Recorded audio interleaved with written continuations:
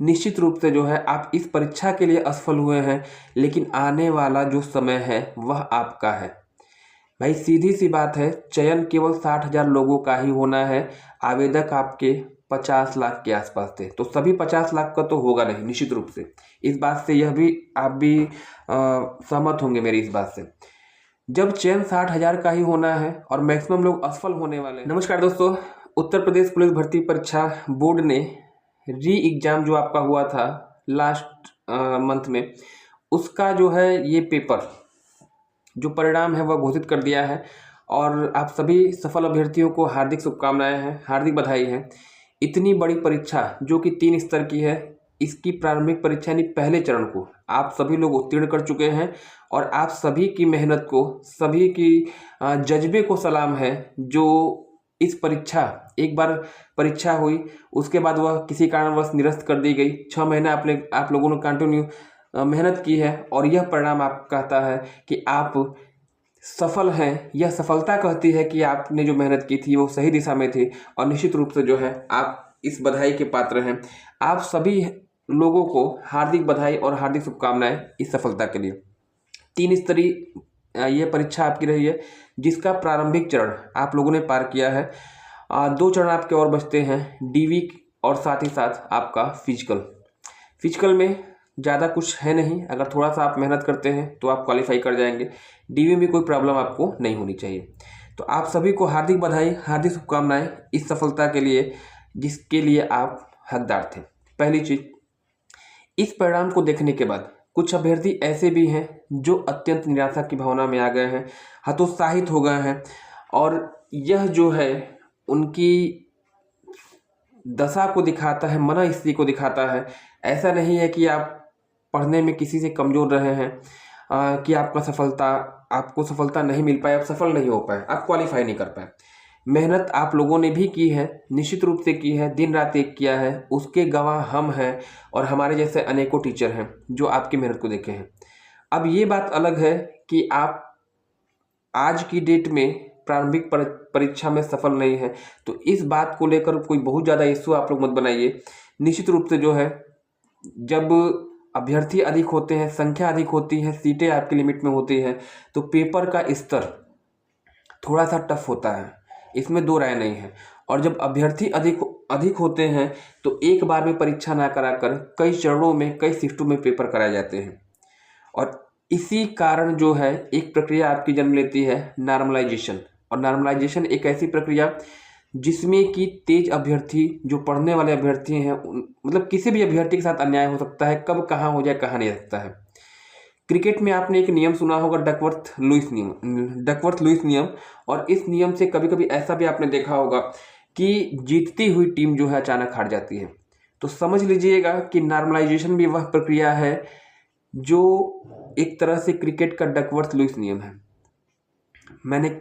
मेरे कई अभ्यर्थी ऐसे परिचित निकले जिनका जो नंबर है वह कट ऑफ से ऊपर है, उसके बाद भी उनका चयन नहीं हुआ है। तो देखिए, मेहनत करना आपके हाथ में है, संसाधन को जुटाना, मेहनत करना एकाग्रता के साथ, यह आपके हाथ में है। लेकिन यकीन मानिए, परीक्षा परिणाम वह आपके हाथ में नहीं है। तो परीक्षा परिणाम को देखकर हतोत्साहित मत होइए, निराश मत होइए। निश्चित रूप से जो है आप इस समय, आप जब मेहनत करते हैं किसी लक्ष्य को ध्यान में रखकर और इच्छित सफलता नहीं मिलती है तो निराशा होती है, इसमें कोई दो राय नहीं है। लेकिन अगर निराशा के साथ रहेंगे तो आपके आने वाले जो एग्ज़ाम होंगे वह, उसमें जो है आपका प्रदर्शन, आपकी परफॉर्मेंस क्या होगी, प्रभावित होगी। तो मेरा कहना सिर्फ इतना है, इच्छित परिणाम नहीं मिला है, बिल्कुल सही बात है, लेकिन मार्कशीट पर लिखे गए अंक आपकी सफलता या असफलता का निर्धारण नहीं कर सकते हैं। निश्चित रूप से जो है आप इस परीक्षा के लिए असफल हुए हैं, लेकिन आने वाला जो समय है वह आपका है।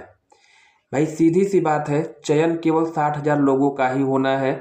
आवेदक आपके 50 लाख के आसपास थे, तो सभी 50 लाख का तो होगा नहीं निश्चित रूप से। इस बात से यह भी आप भी सहमत होंगे मेरी इस बात से। जब चयन 60,000 का ही होना है और मैक्सिमम लोग असफल होने वाले हैं, तो क्यों हम असफलता के सागर में गोते लगाएं। ये तो अच्छी बात है कि भगवान ने हमको पहले ही इससे किनारे कर दिया प्रारंभिक परीक्षा से ही। अब कल्पना करिए कि जो लोग डीवी में या फिर दौड़ में अगर बाहर होते हैं तब उनके ऊपर क्या बीतेगा। आपके पास तो एक्स्ट्रा समय मिल गया है कि निश्चित रूप से देखिए भविष्य में एक बड़ी भर्ती आपको देखने को मिलेगी इस विभाग में, और 40,000 प्लस कांस्टेबल के रूप में और लगभग 9,000 यूपीएसआई में आपकी भर्ती इंतजार कर रही है। और यकीन मानिएगा कि एक असफल व्यक्ति के पास किसी सफल व्यक्ति से अधिक अनुभव होता है और वह इस अनुभव का प्रयोग करके आने वाली परीक्षाओं में सफलता को प्राप्त कर सकता है। तो मेरा सिर्फ कहना इतना ही है कि आज आप प्रारंभिक परीक्षा के लिए असफल हुए हैं, लेकिन यह परीक्षा, जीवन में कोई परीक्षा अंतिम नहीं होती है। आगे मौके आपके पास बहुत हैं। निश्चित रूप से जो है इस परीक्षा में जो आपने कमियां आपकी रह गई हैं उस कमियों पे विचार करिए, उसको सुधार करिएगा। आने वाली परीक्षाओं के लिए तैयारी करिए। निश्चित रूप से जो है आप सफल होंगे, सफलता आपकी कदम चूमेगी। तो छोड़ना ही है तो निराशा को छोड़िए और एक बार पुनः एकाग्रता के साथ, एक बार पुनः तन्मयता के साथ, तन मन धन के साथ आप लग जाइए। सफल निश्चित रूप से आपको होना है। यह परीक्षा आपके भविष्य का निर्धारण नहीं करेगी। मार्कशीट पे लिखे गए अंक कोई ऐसा नहीं कि ब्रह्म वाक्य हैं, वह आपकी करंट कंडीशन को दिखाता है। ठीक है ना।